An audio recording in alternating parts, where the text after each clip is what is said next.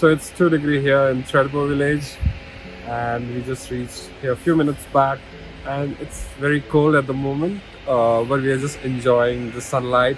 It's a really good feeling when it's freezing cold and also there is a sunlight. Not many people around, but we could see so many you know vehicles parked. So I think many people are staying at the Thredbo village itself. Um, so we are just waiting for the gondola to start so that we can go and take the tour. Meanwhile, we're just going to just go around and see this place. As you can see, even the grass is frozen here. It's not even green anymore. It's white. It's gray or grayish white. Yeah. Oh, wow. I didn't realize that, Yeah. So yeah. So there. So it's not snowing at the moment. Yeah, but it's still you could see some patches of white here and there. So according to our research, July and August are the months, are the best months to visit Thredbo or the snowy mountains here in New South Wales.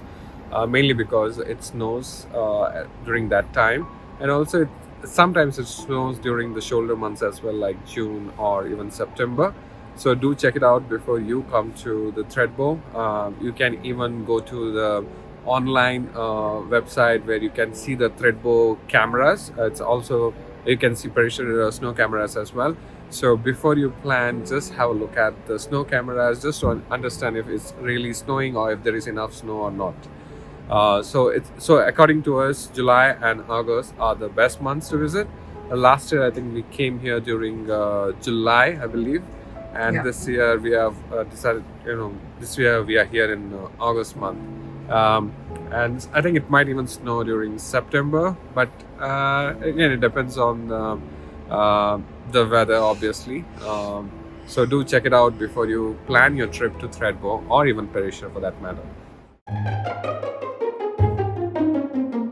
So last year we came with our friends over here. So we came by car with our friends and we stayed near Jindabyne for 2 days. You could even drive from Sydney like around 11 p.m. in the night, and you can reach early morning here. That's one option. This time we have taken a one-day tour, and this is from a company called Austria Tours. So you have one-day tour option where they pick you on Friday night and they drop you here on Saturday, 7 a.m. in the morning. And after that, they pick you again at 3 p.m. and drop you back to Sydney around 10 p.m. So this is one-day tour option. And also there are two-day tour options as well, where you get to stay here in the Thredbo village itself. Obviously that's expensive because if you want to stay in Thredbo village, the accommodation is very expensive. But if you are interested, you can do that tour as well. It's a 2-day tour where you get to spend one night in the Thredbo village, and I think next day you'll be leaving to Sydney. So we will add the details about all the tour options, like one-day tour, 2-day tour, in the description box. So do have a look at it if you're interested.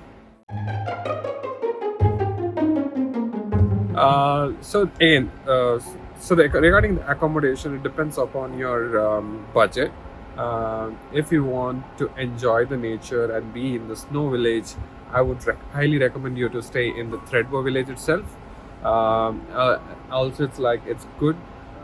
You get to spend the whole day and also night. And if you don't want to travel after you are done the skiing or snowboarding, and if you are tired, I would recommend you to just stay in the Thredbo village. Obviously, it's expensive, and also there are limited options as well. So you need to book in advance if in case you want to stay in the Thredbo village.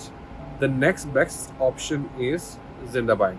So Jindabyne is around 45 minutes from Thredbo village, and the accommodation options are little cheaper compared to Thredbo village.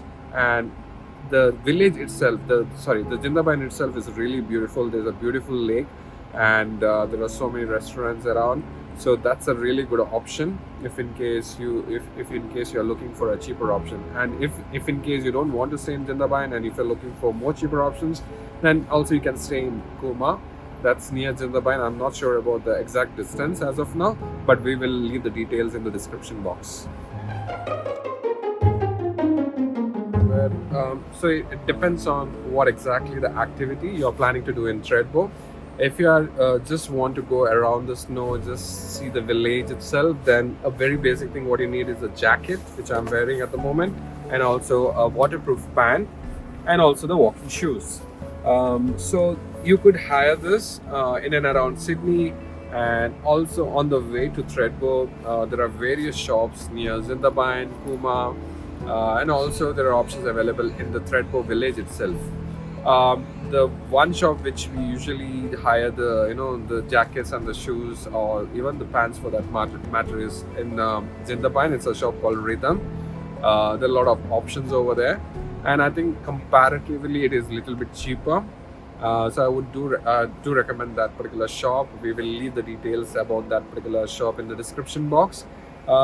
And if in case you just forget or you just miss that stop, you can also hire those gears from the Thredbo village itself. Obviously it's expensive compared to other places, but you will get all the things here. And also depending upon the crowd, there might be a long queue as well. If you want to avoid the queue, just be prepared in advance. So the one more main thing which I forgot to mention is the gloves. You do really need this if it's going to be very cold, or else your hands will start burning. You can't stay out for a long time. So make sure that either you hire this or buy one for you if in case you have plans to come in the future as well. It's good to have your own hand gloves rather than taking it on a rental, and it's not that expensive as well. Again, if you want to know about the options, we can again leave the details about that in the description box. The most unique part about Thredbo is that Thredbo is the only snow village or snow place in Australia where it has gondola. This is the only place where they have this gondola. And the second thing is Thredbo has the highest restaurant in Australia. So that's another unique thing about Thredbo.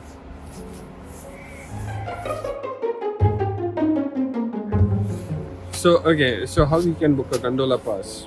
So you can either buy the pass online, or you can also get it from the Thredbo village itself. But the only thing is there are limited passes available. So I would recommend you to buy it online, so that when you come here, you don't want to be in a position where there are no gondola passes, right? So make sure that you take it online, and also you need to take a Thredbo card. It costs you $5 per person. It's something you can keep it even after your snow trip, so that you can use it for the next year.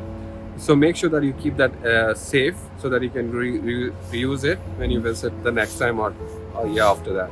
So that's something you can use it for. I don't know if there is a certain period, but you can really use it for the next time. So the one thing which you don't want to miss when you come to Perisher or even Thredbo is cinnamon donuts. These are one of my favorites, especially goes very well with this weather. They are they serve it very hot, and also along with this, a coffee will be a very good combination as well. So do try it out when you are in Thredbo or Perisher. They are really good.